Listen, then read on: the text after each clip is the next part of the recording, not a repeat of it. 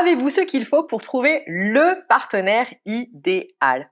Bonjour à tous et bienvenue sur cette nouvelle vidéo sur la chaîne Le Pouvoir des Hypersensibles. Aujourd'hui, en fait, je voulais vraiment vous parler. On va voir ensemble si vous avez vraiment tout ce qu'il faut pour trouver le partenaire idéal.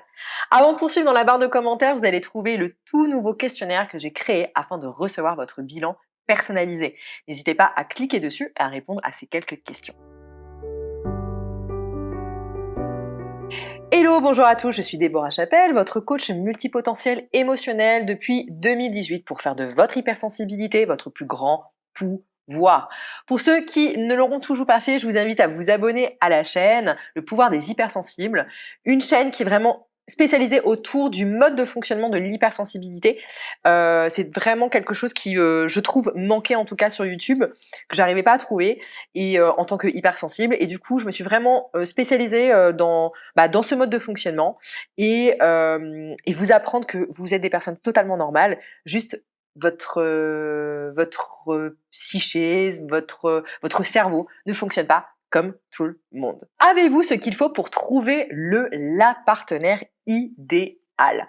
En fait, pourquoi je me suis intéressée à ce sujet-là sur les partenaires, le partenaire, la partenaire idéale, c'est parce que j'ai remarqué quand même que l'hypersensible est quand même très complexé, c'est-à-dire qu'il se suradapte toujours dans ses relations, même amicales en fait. Même amicales, même familiales, pour éviter les conflits, parce que comme je vous l'ai déjà expliqué, les deux grandes peurs de l'hypersensible, c'est tout simplement la peur d'être rejeté et la peur de ne pas être aimé tel qu'il est. Donc attention au faux self. Et ça va être vraiment mon premier point. Faites attention à ce comportement suradapté qui est très très très présent chez l'hypersensible. Donc avez-vous ce qu'il faut pour trouver la partenaire idéal? Le premier point, ça va être de travailler sur cette suradaptation. Donc, comment faire pour travailler sur cette suradaptation et donc faire attention à votre faux self? C'est tout simplement, votre faux self, c'est vraiment le comportement adapté à l'environnement. Donc, ça va être tout simplement de retrouver un équilibre entre votre vrai self et votre faux self. Pour ça, comment on fait? Eh ben, tout simplement, vous allez travailler sur vos qualités. Donc, quelles sont vos qualités? C'est quoi vos points forts? Qu'est-ce qui fait que vous êtes unique? Dans quoi vous êtes bon? Dans quoi vous êtes doué? Qu'est-ce qui revient souvent? Pour ça, ça va être tout simple. Je vais vous donner un exercice tout bête. Vous allez interroger 10 personnes de votre entourage. Alors, essayez de trouver genre des amis très proches, des collègues de travail, des membres de votre famille et d'autres personnes qui vous connaissent un peu moins. Et leur demander tout simplement de vous donner 3 qualités et un axe d'amélioration de votre personnalité. Vous notez tout ça et vous verrez que vous arriverez à de grandes pépites. Donc vraiment, attention à votre faux self pour trouver en fait le partenaire idéal. Ça va être de travailler justement sur l'équilibre entre votre vrai self et faux self. Juste au-dessus, je vous mets une vidéo que j'ai fait sur ce point-là. Et tout simplement en essayant de travailler sur vos qualités. Donc pensez à liker la vidéo si ce format vous plaît ou si ce thème vous plaît pour que je puisse tout simplement vous en proposer d'autres. Le deuxième point que je voulais mettre en avant sur avez-vous ce qu'il faut pour trouver la partenaire idéal, c'est tout simplement de vous positionner sur ce que vous voulez. Se poser les bonnes questions.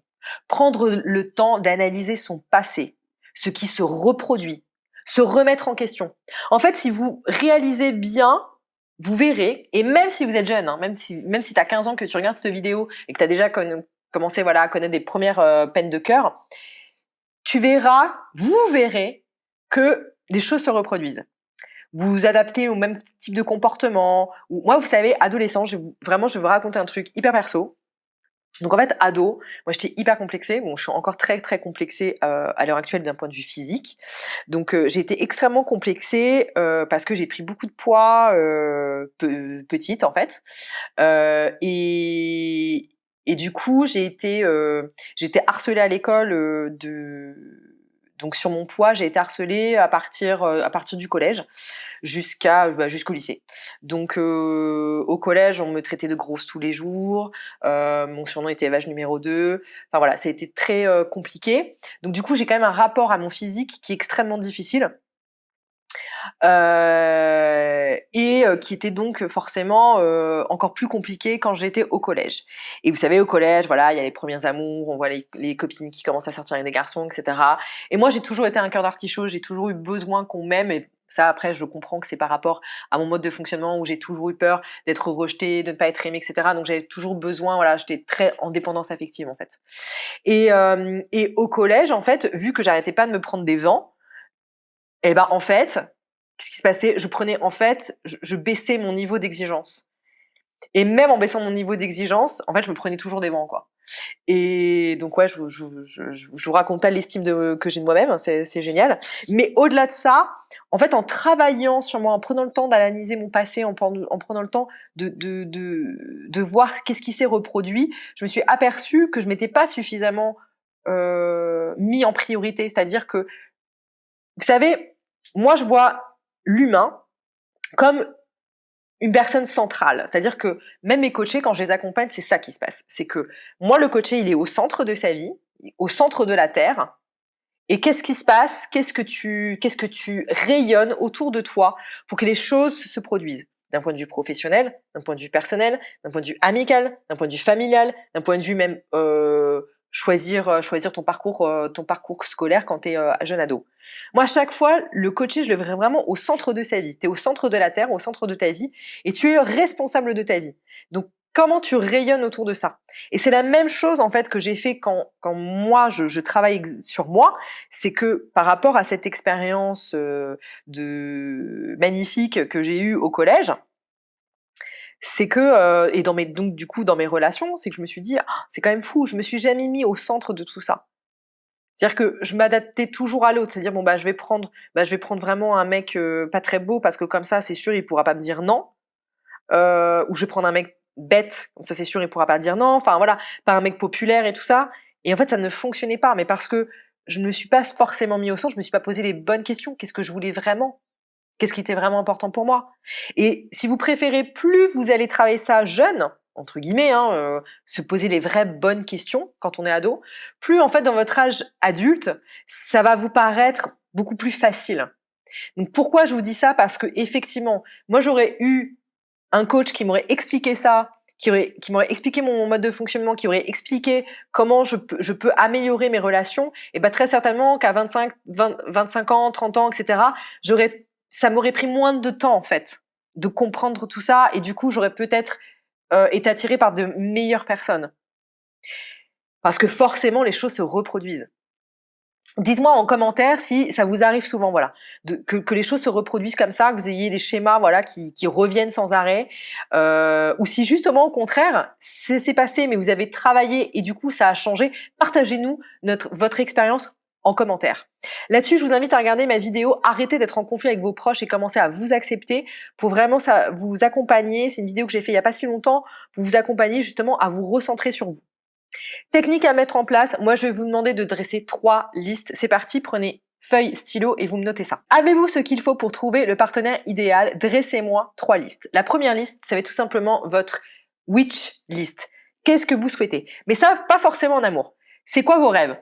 Moi, je veux que vous me notiez votre wish list, mais ça peut être tout. Bah, j'ai envie de sauter en parachute, j'ai envie d'aller nager avec les dauphins, j'ai envie de faire du scooter des mers, j'ai envie de partir visiter tel pays, je voudrais faire un safari, je voudrais rencontrer telle personne, je voudrais participer à tel événement. Je veux que vraiment vous mettiez tout ça, tout ce que vous souhaitez dans votre vie, voilà. Si vous avez une liste de souhaits, vous mettez ça. C'est comme quand on est petit, qu'on fait notre liste pour le Père Noël. Et ben là, c'est pareil. Vous faites votre liste wish, et ça peut être sur d'un point de vue professionnel, personnel. Enfin, vous mettez vraiment tout.